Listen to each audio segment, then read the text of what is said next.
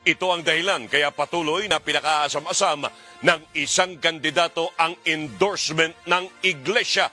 Endorsement ng iglesia. Endorsement ng iglesia. Wala pang ine-endorse ang INC na kahit sinong tatakbo for the midterm elections. Wala kaming ganun. And siguro magandang i-address natin yon. The Iglesia ni Cristo has never endorsed anyone. Ito ang dahilan kaya patuloy na pinakaasam-asam ng isang kandidato ang endorsement ng iglesia. Wala daw ini-endorse na kandidato ang Iglesia ni Kristong Tatag ni Felix Manalo. Pero napaulat naman sa kanilang TV station na inaasam-asam ng mga politiko ang endorsement ng Iglesia. Ano nga ba talaga? Ito ba'y walang pagkakaiba sa sinasabing na ang peace rally para talaga sa kapayapaan, walang halong politika. Ngunit, politiko binanatan. Isang politiko, nakalulungkot, bago pa sumikat, laos na. No matter how massive or big in numbers that rally would turn out to be, it's still reflective of the minority position. Nang makita po ang milyong ito, milyong-milyon, na dami ng tao, abay sinabi niya kanina, kahit marami yan, minurya pa rin sila. Sino ba nagsabi sa kanya na tayo ang mayorya? Pero, sa dami natin ngayon, at sa lakas ng tinig ng mga mamamayang Pilipino, parang tayo lang ang nasa mayorya.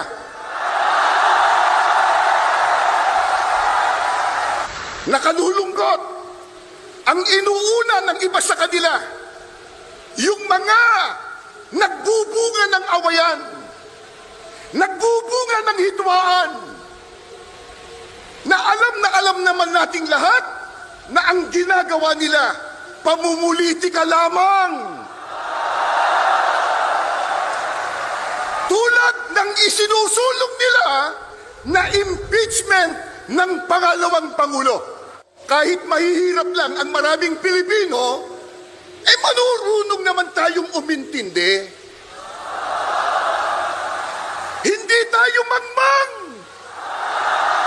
Isigaw nyo nga, hindi mangmang, hindi mangmang, hindi. Si Ministro Arnel Tumanan, mga kapatid ng Iglesia ni Cristo, nakabatay ang rally para sa kapayapaan ng Iglesia ni Cristo na Tatag ni Felix Manalo, na sa pahayag daw ni Presidente Bongbong Marcos mismo na isang pag-aaksaya ng oras ang anumang isasagawang impeachment complaint laban sa Vice Presidente. Pero batay sa survey, daming pumapabor na magsagawa talagang ng impeachment complaint. Pero yung iba, sa tingin nila, na parang naduwag daw si Pangulong Bongbong Marcos sa pagpigil sa impeachment complaint laban sa Vice Presidente. Bakit kaya? Ito ang ating tatalakayin sa pagkakataong ito, mga kapatid, at pakinggan natin yung komento din mamaya ni Ministro Arnel Tumanan ng Iglesia ni Kristong kay Felix Manalo.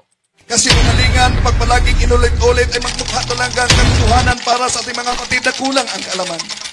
Ang pagkadaya ay maranasan sa iba't ibang paraan. Pero napakasakit pag madaya tayo sa pananampalataya. Dahil nanganib pati ang ating kaluluwa. Viva Cristo Rey! Pro Dio et Ecclesia!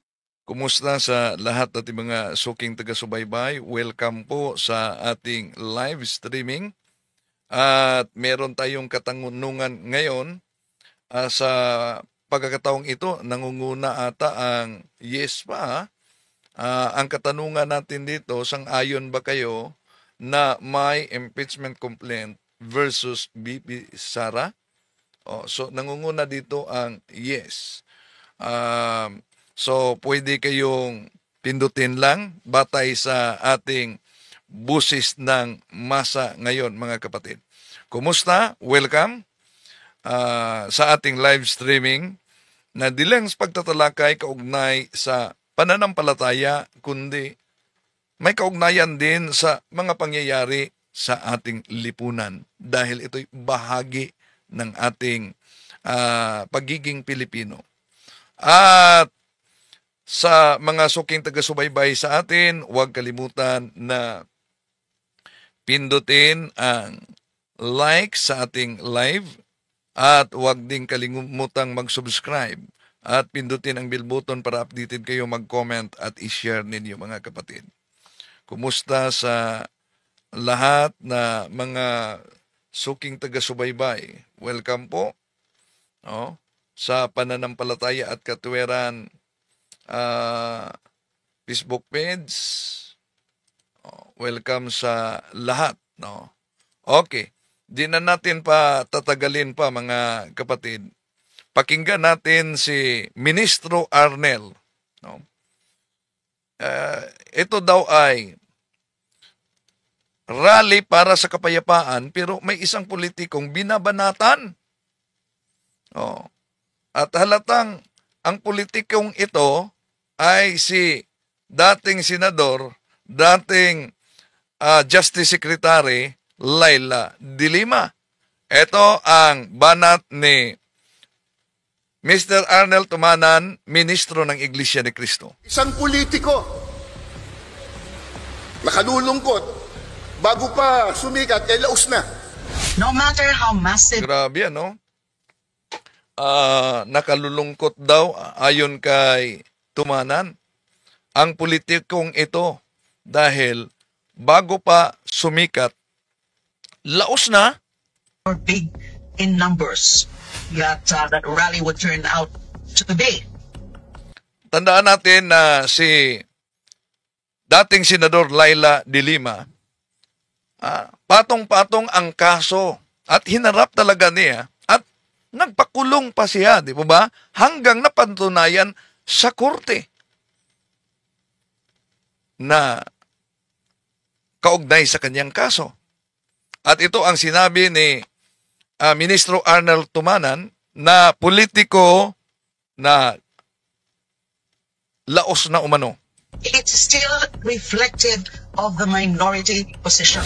Nang makita po ang milyong ito, milyong-milyon, na dami lang tao, abay sinabi niya kanina, kahit marami yan, minurya pa rin sila. Doon nakabatay ang reaksyon ni Mr. Arnel sa pahayag ni dating Senador Laila De Lima na kahit marami sila na nagsagawa ng rally para sa kapayapaan, may nurya pa rin sila. Kaya binanatan niya para sa kapayapaan daw. Sino ba nagsabi sa kanya na tayo ang mayorya? Pero, sa dami natin ngayon at sa lakas ng tinig ng mga mamamayang Pilipino, parang tayo lang ang nasa mayorya. So sabi niya na di naman umano sila umaangkin na sila ang nasa mayorya. Dahil sino ba ang nagsabi na mayorya sila? Pero sa dami nila, parang sila na ang mayorya. Parang lang. Pero hindi. Okay, tuloy natin.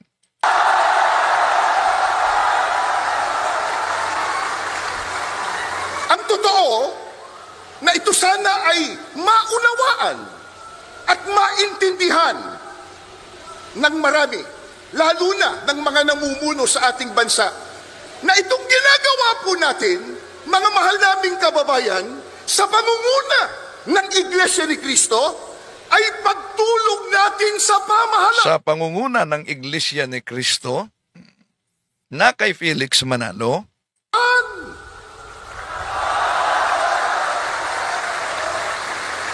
tumutulong tayo sa kanila na kanilang makita, na kanilang madama ang tunay na damdamin ng taong bayan na naglukluk sa kanila. Ang tanong, yung damdamin ng Iglesia ni Cristo na nagsagawa ng peace rally, yun po ba talaga ang tunay na damdamin ng mga Pilipino sa buong bansa na di ituloy ang impeachment complaint? Bakit nangunguna sa survey na maraming mga Pilipino sumasang-ayon nito? Di po ba inaamin naman nila na sila'y mayorya kahit sila'y marami sa rally, pero di nila sinasabing majority sila. Kaya, yun po bang sigaw ni Mr. Tumanan? Kumakatawan ba yan sa buong Pilipino na di talaga sang-ayon? Tuloy natin.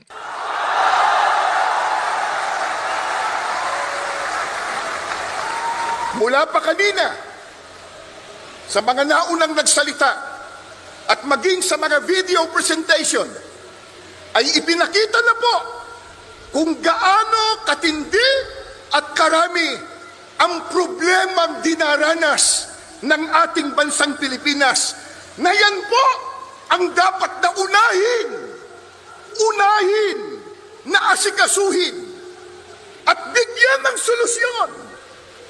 O na, ilang bisis nagsagawa ng maisog rally sila si Duterte. May kilos ba ang Iglesia ni Cristo noon? Yung nagsisigawan ang grupo na bangag, so may kilos ba na ipinakita ang INC? Nakabatay ang kanilang kilos protesta at para sa kapayapaan rally sa pahayag ni Pangulong Bongbong Marcos. Pero merong isa pang pahayag si Pangulong Bongbong Marcos noong pumutok at nag-viral ang video ng Vice Presidente na nagbabanta sa buhay ng Presidente, sa First Lady at sa House Speaker. Ito ba'y sinusuportahan din ng INC? Ang ganyang kriminal na pagtatangka ay hindi dapat pinapalampas. Yan ay aking papalagan. Sa darating na Huwebes, target i-transmit ng House Secretary General sa opisina ng House Speaker ang 3 impeachment complaint laban kay Vice President Sara Duterte. Yan.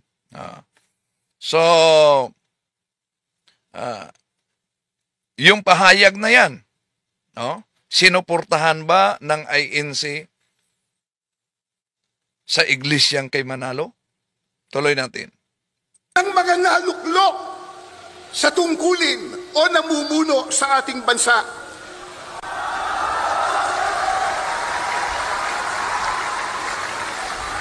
Nakalulungkot ang inuuna ng iba sa kanila, yung mga nagbubunga ng awayan, nagbubunga ng hidwaan, na alam naman nating lahat na ang ginagawa nila pamumulitika lamang. Yung ginawa ni Marcolita na binanatan niya yung Quadcom, mga kasama niya. Yung ginawa ni Arnel Tumanan, itong si Arnel Tumanan, binanatan niya ang isang politiko na laos na umano. Ano sa palagay nyo? Walang kaugnayan sa politika yan? Yung pahayag na yan ay maglikha ba ng kapayapaan?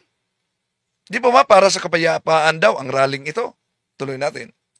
Tulad ng isinusulong nila na impeachment ng pangalawang Pangulo.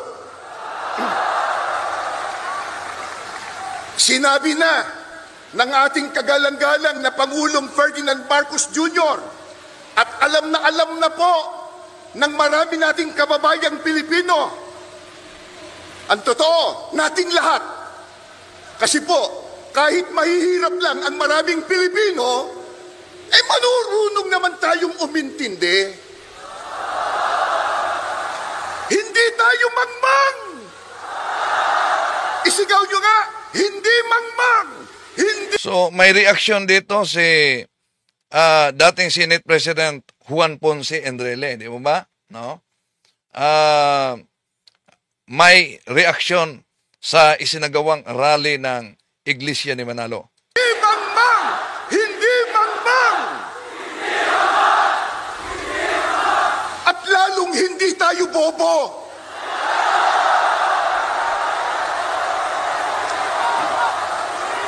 Hindi bobo.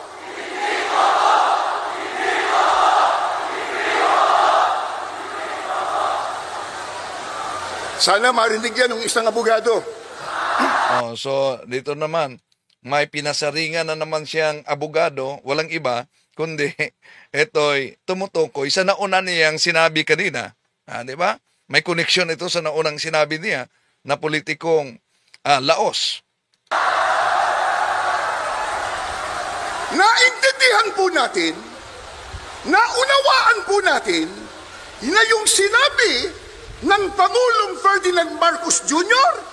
ay tama.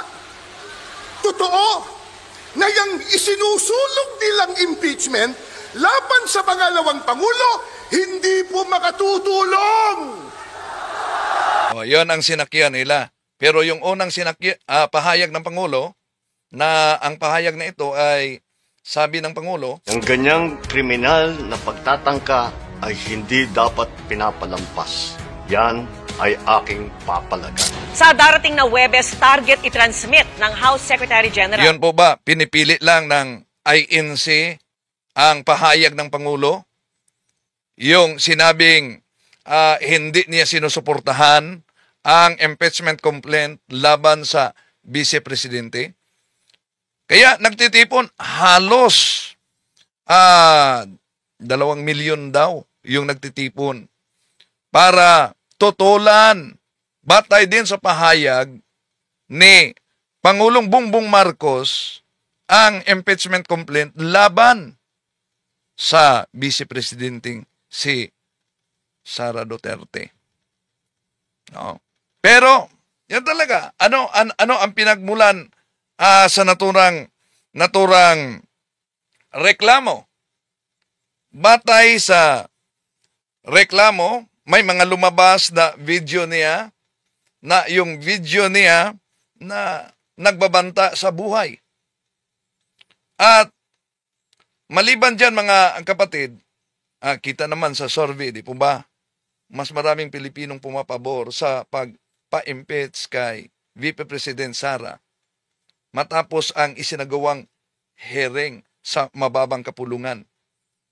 Merong mga sumusuporta, lalo na sa issue para sa paggastos sa questionabling confidential funds ng Secretary Education Secretary siya sa Education Department noon. Di ba? Sa DepEd.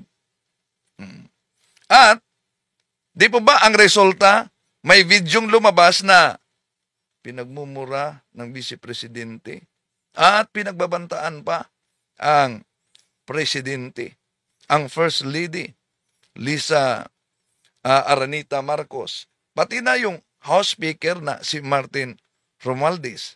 Kaya, batay diyan, ito ang naunang pahayag, reaksyon ng Presidente. Ito ang kanyang reaksyon. Ang ganyang kriminal na pagtatangka ay hindi dapat pinapalampas. So, ang kanyang kriminal na pagtatangka ay hindi dapat, yun daw umano ay papalagan niya. Pero, ang tanong, bakit nagbago ang ihip ng hangin? Siya mismo'y nanindigan na siya papayag na ituloy ang anumang impeachment complaint laban sa Vice Presidente. Kaya ito ang resulta kung bakit ang INC ay nagrarally. Dahil sinusuportahan daw nila yung pahayag ng Presidente. Una,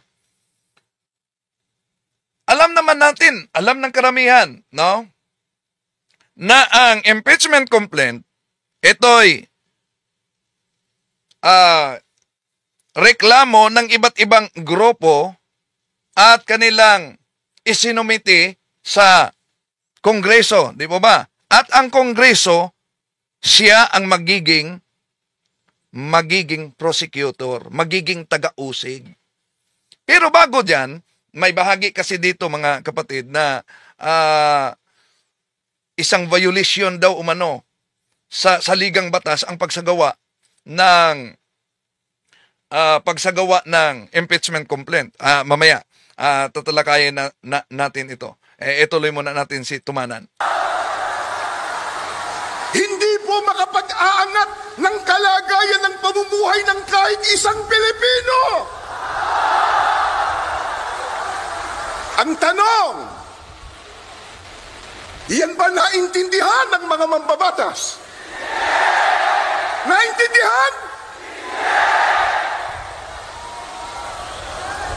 May ginawa silang manifesto raw na sila daw ay nagkakaisa na suportahan ang Pangulo ng ating bansa. Kaya lang, nakapagtataka, ang kanilang ginagawa, kabaliktaran. Sapagkat tahasa nilang sinasalungat, kinokontra yung sinabi ng Pangulo ng Pilipinas. So, yun lang bahagi na hindi siya papayag. Pero how about yung naunang bahagi sa pahayag ng Pangulo na ano daw? Ituloy natin ang pahayag na ito. Ang ganyang kriminal na pagtatangka ay hindi dapat pinapalampas. Tinawag pa ng Pangulo na ang kanyang kriminal na pagtatangka ay hindi dapat. To make his message known, he's